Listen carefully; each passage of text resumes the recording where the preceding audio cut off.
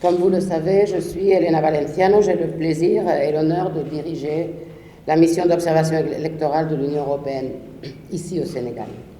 Nous sommes de retour à Dakar pour rendre public le rapport final de notre mission, qui comprend une synthèse détaillée de nos observations sur l'élection présidentielle du 24 février dernier, ainsi que des recommandations pour l'amélioration des scrutins futurs.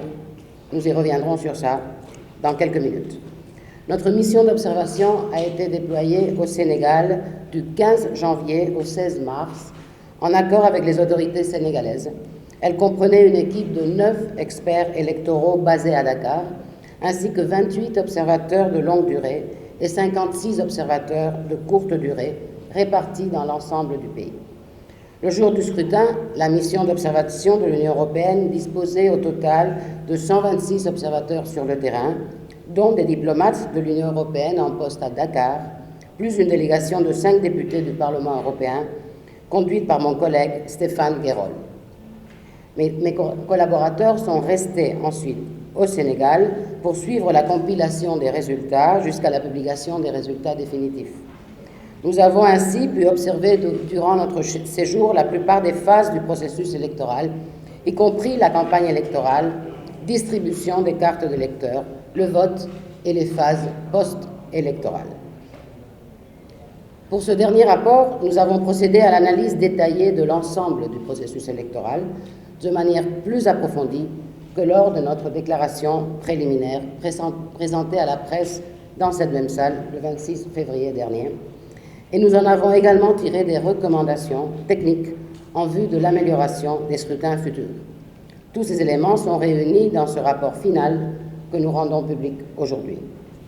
Depuis notre retour à Dakar, le 12 juin, nous avons présenté ce rapport à des organisations de la société civile actives dans le domaine des élections, ainsi qu'au président de la République, au ministre des Affaires étrangères, au ministre de l'Intérieur, à la délégation générale aux élections, à la Sénat, au Conseil constitutionnel, et nous allons poursuivre ces rencontres avec les principaux acteurs politiques du processus avec lesquels des entretiens ont été demandés. Enfin, une table ronde devrait réunir mercredi les organisations de la société civile, notamment les observateurs nationaux, de manière à discuter les recommandations préconisées par notre mission. Je souligne que ces recommandations n'ont rien d'obligatoire. Elles constituent des pistes d'amélioration technique pour les scrutins futurs en vue d'un renforcement démocratique. La démocratie peut toujours être améliorée. Il appartient maintenant à tous les partenaires politiques et électoraux sénégalais d'en discuter. À ce propos, nous prenons note de l'ouverture du dialogue national avec sa composante politique qui, selon nous, peut constituer un cadre favorable à l'adoption concertée d'amélioration des élections à venir. Je vais maintenant procéder, si vous le souhaitez, à une rapide synthèse de ce rapport et de ses principales recommandations. Le scrutin du 24 février s'est déroulé dans le calme et de manière globalement transparente. Il s'est caractérisé par une forte participation des électeurs. Le vote a été évalué positivement par les observateurs.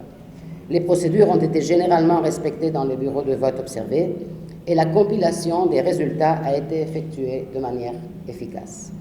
L'élection s'est néanmoins déroulée dans un climat caractérisé par un manque de confiance dans le processus de la part des candidats de l'opposition et de certains interlocuteurs de la société civile. En règle générale, l'organisation des élections a été menée dans le respect des règles et délais prescrits dans la loi, bénéficiant d'un cadre administratif de qualité et de fonctionnaires bien formés. On constate néanmoins certaines pratiques ne favorisant pas toujours la transparence et traduisant une certaine désorganisation, notamment dans la distribution des cartes. La Commission électorale nationale autonome, la Sénat, organe chargé de la supervision du processus, a tenu son rôle, mais sans faire preuve d'initiative et de réactivité. Bénéficiant de la confiance de la plupart des acteurs politiques, la Cour d'appel de Dakar, en charge entre autres de la compilation des résultats, a su faire preuve d'efficacité dans un climat tendu. Depuis 2016, la combinaison d'une refonte des listes électorales, de révision de celles-ci et de distribution des cartes CDAO pouvant servir de carte de lecteur a créé une situation qui n'est ni aisée pour l'administration, ni claire pour les lecteurs. Malgré un taux de retrait des cartes très élevé, selon les chiffres officiels communiqués, le manque de transparence de l'administration a entretenu le doute sur ce processus. Les mesures prises pour accélérer la distribution des cartes ont nui à la traçabilité des opérations. Le rétablissement de la confiance passe par un renforcement de la traçabilité et de la transparence, tant au niveau de la production que de la distribution et du retrait des cartes.